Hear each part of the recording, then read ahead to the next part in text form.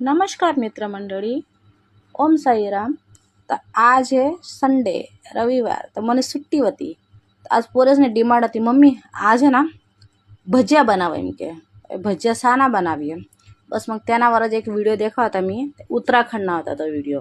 त्यानं मग हिरवी कांदानी पात, हिरवी मेथी, वाटेल लसण, ओवा आणि लांबा लांबा बटाका आणि त्यानं मग त्या नॉर्मल मसाला आपला हळद आणि मीठ, ओवा आणि असं लांबा लांबा चिऱ्या करायला होतात बटाकाना आणि मस्त असं लेप करायला होतं, जास्ती पाणी पण नाही टाकायला होतं.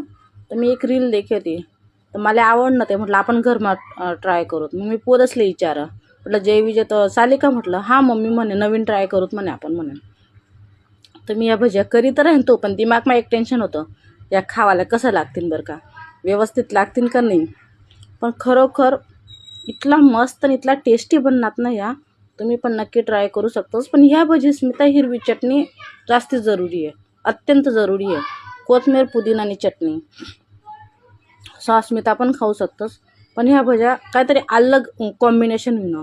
जसं हिरवी कांदाने पात, हिरवी मेथी जुडी आणि बटाका, तिन्हीचं कॉम्बिनेशन लई भारी होईन. तर मला तर खूप आवडणार. तुम्ही पण ट्राय करा, तुम्हाला पण नक्की आवडेल. धन्यवाद. थँक्यू.